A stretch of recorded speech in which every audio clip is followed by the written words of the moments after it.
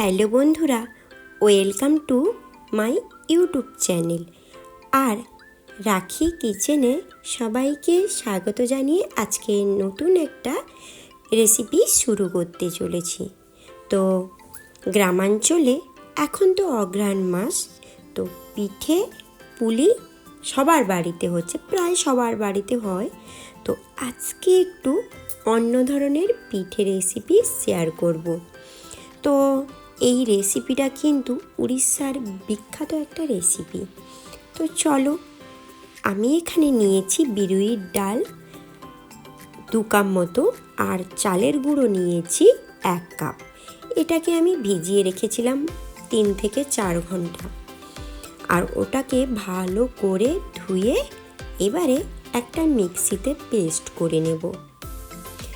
আর এই যে বিরুইর ডালটা ওভারনাইট কিন্তু ভিজিয়ে রেখে দিলে খুব সুন্দরভাবে ফুলে যায় আর দারুণভাবে সফট হয়। তো এটাকে একসঙ্গে আমি পেস্ট করে নেব। প্রথমে আমি শুকনোভাবে একটু পেস্ট করে নেব, তারপরে পরিমাণ মতো জল দিয়ে ঘন ব্যাটারে এইভাবে করে নেব। এটা কিন্তু বেশি পাতলা করব না। তো পেস্ট করে নেওয়ার পরে একটা পাত্রে এইভাবে নিয়ে নিতে হবে। সেখানে দিয়ে দিতে হবে পরিমাণ মতো লবণ। আর যদি সফট সেরকম চাও, এটাকে কিন্তু বেশি ফ্যাটাতে হবে, তাহলে ওর সঙ্গে অ্যাড করতে হবে একটু বেকিং সোডা। আর একটা তাওয়াতে পুরটা রেডি করব। আর পুর রেডি করার জন্য আমি নেব ঘি, প্রায় অনেকটা ঘি নেবে, খেতে কিন্তু দুর্দান্ত লাগবে। আর ঘিয়ের সঙ্গে নারকেলটা গ্যাসের ফ্লেমটা কিন্তু মিডিয়াম রেখে ভাজা ভাজা করব। তার সঙ্গে কিছুটা দেব গোলমরিচের গুঁড়ো আর একটু জিরে গুঁড়ো। আর তার সঙ্গে আমি দেব পরিমাণ মতো পনির। আমি এখানে নিয়েছি নারকেল কোড়ানো যতটা, আর পনিরও ততটা নিয়েছি। 1 কাপ নারকেল কোড়া আর নিয়েছি পনিরও 1 কাপ। পনিরটাকে গ্রেট করে নিয়েছি। আর তার সঙ্গে নিয়েছি পরিমাণ মতো সুগার, চিনি কিংবা ব্রাউন সুগার, এগুলো নিতে পারো, যে যেটা পছন্দ করে সে সেটা ব্যবহার করতে পারো।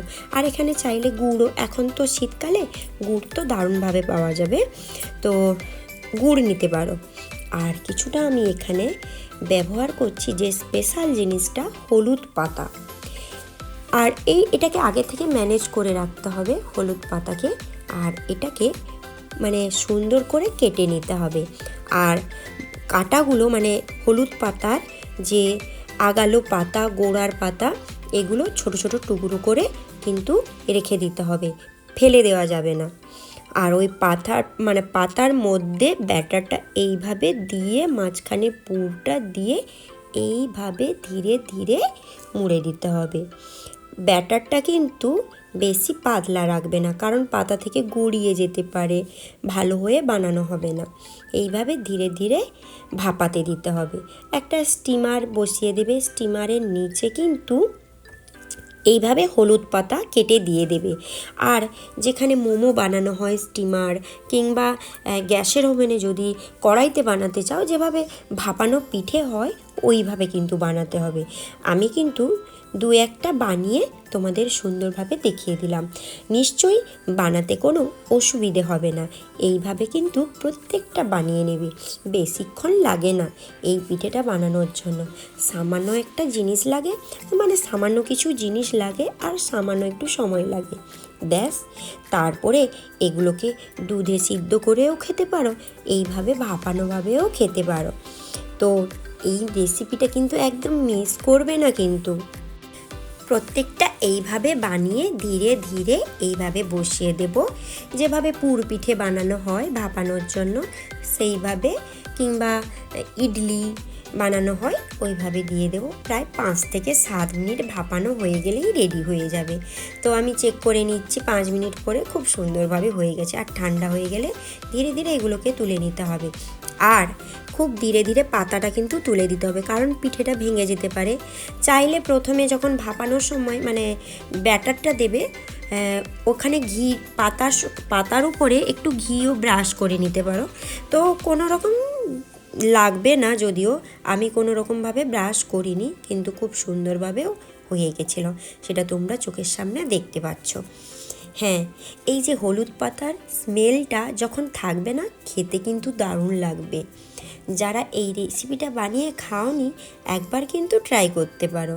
একটা নিত্য নতুন রেসিপি তোমাদের শেয়ার করলাম, উড়িষ্যার বিখ্যাত একটা রেসিপি।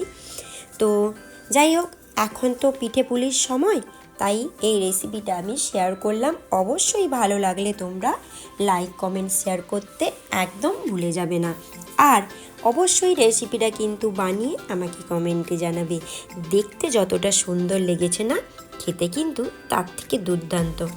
তো বললাম, এরকম ভাপানো পিঠে বানিয়ে তোমরা যে কোনো সাম্বার কিংবা যে কোনো তরকারি দিয়ে এটা খেতে পারো।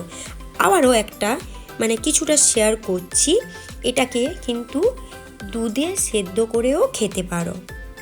এইভাবে ছুরি দিয়ে পিস পিস করে প্রথমে কেটে নিতে হবে। তারপরে তো মোটামুটি আমি পিঠেগুলো তোমাদের বানানোর কোনো অসুবিধা না হওয়ার জন্য পুরোটা ভালোভাবে শেয়ার করলাম।